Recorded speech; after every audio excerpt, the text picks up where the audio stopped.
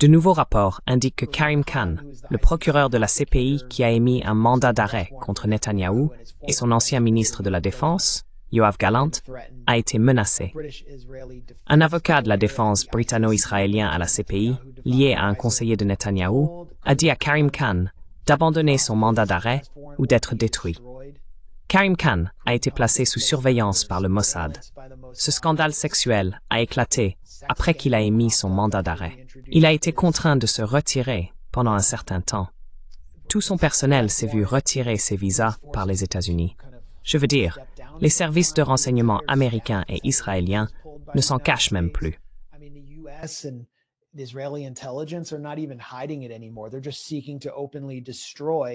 Ils cherchent simplement à détruire ouvertement le système juridique international afin de préserver leur génocide. Et cela s'est produit même avant Karim Khan, avec son prédécesseur Fatou Bensouda. Voici un rapport du Guardian.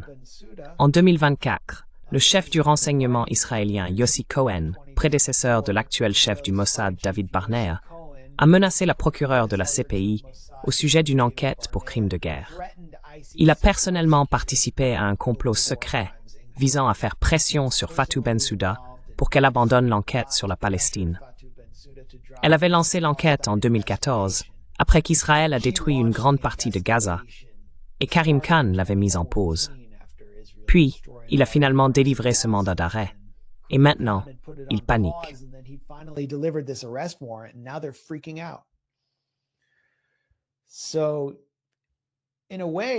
D'une certaine manière, Israël est en train de perdre sur la scène mondiale. Et cela provoque une réaction internationale, pas une réaction internationale sévère. En réalité, la réaction internationale a été plutôt pathétique, si on l'examine d'un point de vue matériel. Mais il existe un nouveau groupe, appelé le groupe de la Haye, qui, je crois, s'est formé en février sous l'égide de ce qu'on appelle l'Internationale progressiste, qui regroupe, je pense, une trentaine de pays. Ils se sont réunis à Bogota la semaine dernière et ont publié une sorte de résolution. Sarah Leah Whitson, qui dirige un groupe appelé Dawn à Washington, la résume ainsi.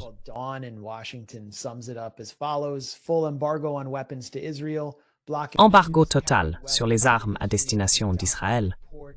Blocage des navires transportant des armes vers Israël pour les empêcher d'accoster dans les ports. Fin des contrats soutenant l'occupation israélienne. Soutien aux poursuites contre les criminels israéliens au niveau national et international. Je veux dire, tout cela ressemble à des résolutions très bienvenues de la part de ces pays, mais rapidement, il y a tout de même certains problèmes. Il y a cependant des aspects vraiment positifs que je peux relever concernant le groupe de la Haye. D'abord, il a permis d'intégrer des pays d'Amérique latine, comme le Nicaragua, Cuba et le Venezuela, qui ont même été ciblés par des voisins latino-américains supposément progressistes comme le Brésil.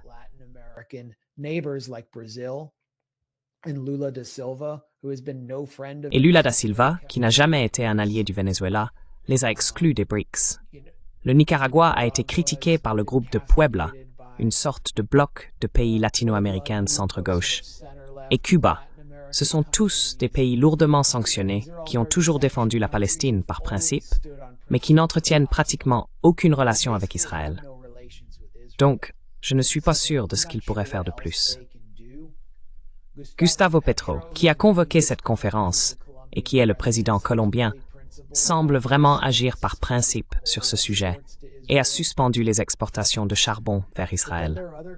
Mais il y a aussi d'autres pays impliqués dans le groupe de la Haye, comme la Turquie et la Chine, qui ont une position beaucoup moins claire sur la question israélo-palestinienne. Qu'en penses-tu du groupe de la Haye, Aaron? What are your thoughts on the Hague group, Aaron? J'ai vu les commentaires de Gustavo Petro et je les ai trouvés très émouvants et inspirants, tout comme ceux de Francesca Albanese. Je me suis pas autant penché sur la question que toi, mais c'est bien. Je veux dire, tout geste international de solidarité avec la Palestine est toujours le bienvenu pour moi, même si je sais qu'il y a beaucoup de complications. La Chine en particulier pourrait faire beaucoup plus qu'elle ne le fait actuellement pour la Palestine. Je ne connais pas très bien la Chine, mais elle ne m'a jamais donné l'impression d'être prête à s'opposer aux États-Unis en dehors de son propre domaine.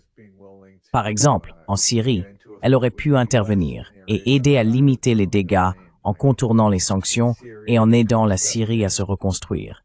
Mais elle ne l'a jamais fait.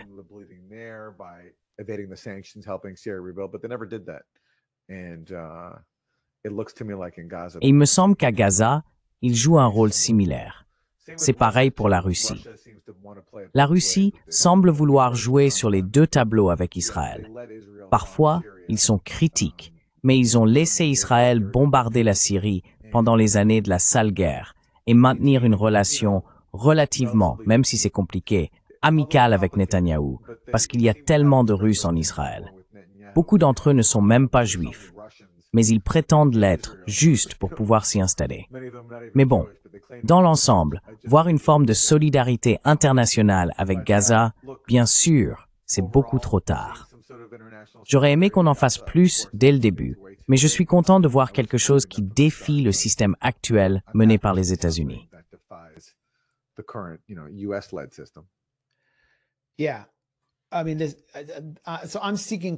Oui, donc je cherche des éclaircissements.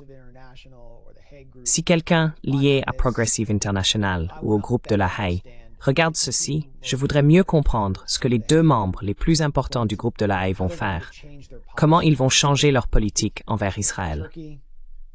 La Turquie est l'un des principaux exportateurs vers Israël en 2024.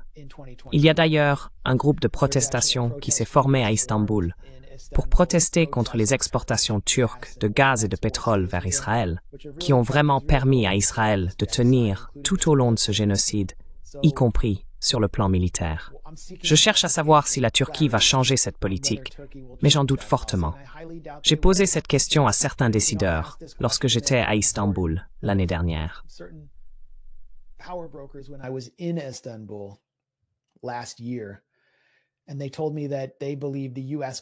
Et ils m'ont dit qu'ils pensent que les États-Unis pourraient mettre l'économie turque à genoux s'ils arrêtaient réellement les exportations vers Israël.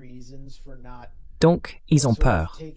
Et puis la Chine a ses propres raisons de prendre en quelque sorte une position neutre envers Israël et de s'engager avec Israël, à savoir qu'elle est en train de dépasser les États-Unis en tant que première puissance économique mondiale.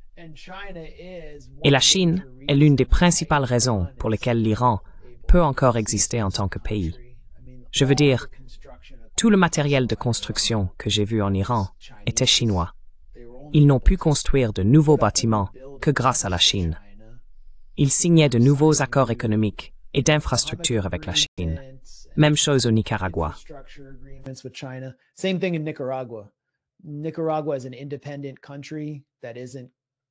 Le Nicaragua est un pays indépendant qui n'est pas néolibéral, n'est pas contrôlé par le FMI et n'a pas d'avenir sans la Chine.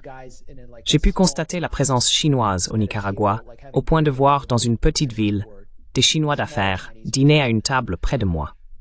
Donc oui, pourquoi voudraient-ils défier l'hégémonie mondiale des États-Unis et du pouvoir sioniste?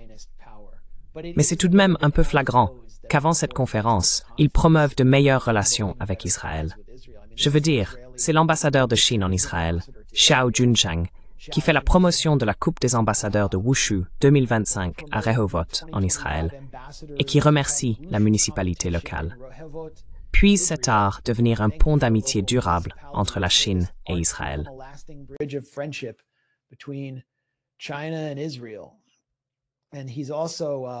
Et il accorde également des interviews à GNS, Jewish News Service, qui est essentiellement une couverture des services de renseignement israéliens aux États-Unis.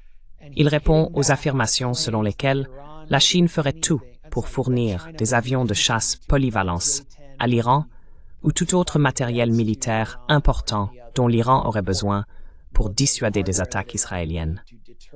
À un moment donné dans cet article, il déclare que de nombreux Chinois pensent qu'après la guerre ou le conflit, Israël entrera dans une nouvelle période de paix, de stabilité et de développement, ce qui nous offrira une immense opportunité pour une coopération de haut niveau dans différents domaines, dans différents secteurs. J'aimerais donc voir un peu plus de clarté sur ce que le groupe de la Haye signifie concrètement, en pratique, pour les pratiques commerciales et la diplomatie de ces pays historiquement non alignés. Et ce n'est pas pour dénigrer ces pays. Je veux juste, soyons honnêtes.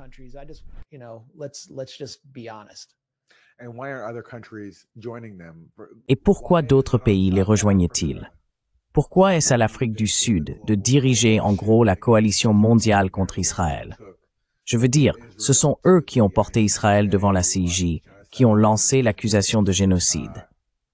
Vous savez pourquoi est-ce à l'Afrique du Sud de porter ce fardeau? Évidemment, ils ne peuvent pas le faire seuls. Et regardez, personne n'est au-dessus de la critique, y compris nous, aux États-Unis. Je veux dire, c'est nous qui finançons tout cela. Donc aussi formidable que ce serait si d'autres nations prenaient position et s'opposaient à Israël, il faut aussi qu'il se passe quelque chose au niveau national. Sinon, peu importe ce que font les autres pays dans le monde contre Israël, cela ne changera rien si la politique américaine ne change pas. Et c'est là que toute personne qui paie des impôts peut jouer un rôle et faire partie d'un mouvement à l'intérieur des États-Unis. Et Tulopathic.